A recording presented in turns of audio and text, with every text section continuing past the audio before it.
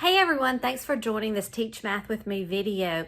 In today's video, we're going to be talking about how you can be studying for the next ACT, specifically the math section. That's what we're talking about.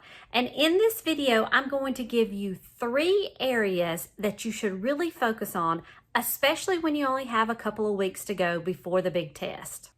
So at the time of the recording of this video, there actually are only a few weeks until the next ACT. And I call this more of a crunch period. If you've got maybe 2-3 weeks left, how much prep are you feasibly going to be able to get in for the math section of the ACT? So the first area that I'm going to recommend that you focus on in this crunch period is focusing on your basic math skills. That's going to include things in algebra, geometry, and statistics.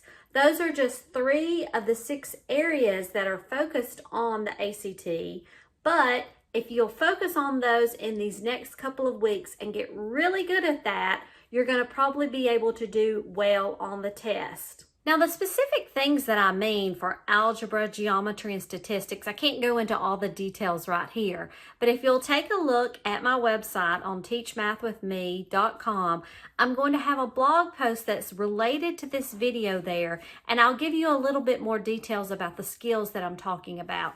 But we're really looking at the basic math skills. We're talking about evaluating algebraic equations, being able to use variables, and also looking at exponents. We're going to be talking about in statistics, looking at mean, median, and mode, and making some simple probability evaluations there. And then in geometry, you want to be looking at your different shapes and how you can do perimeter, area, and working with angles. The next thing I want you to be doing is working practice questions. Now you can get sample questions online. I have ones that are available that you can use, but working practice questions are really going to be very beneficial because it's helping you to get used to what's on the test, how to work the problems, what format they're in, and then also looking at just different topics that you can be expecting to see on your test. As you start working practice questions, it's also going to showcase what areas you need to review more.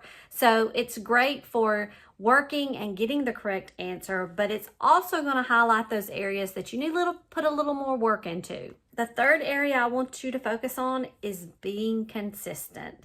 You've got to decide that you're going to put the time in and do the work that needs to be done for this test.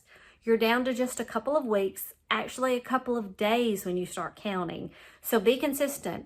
Try to do a little review every day leading up to the test. Work a couple of questions, 5 to 10 questions. And on the weekends, hopefully if you have a weekend in between the test, you can even take a full-length test.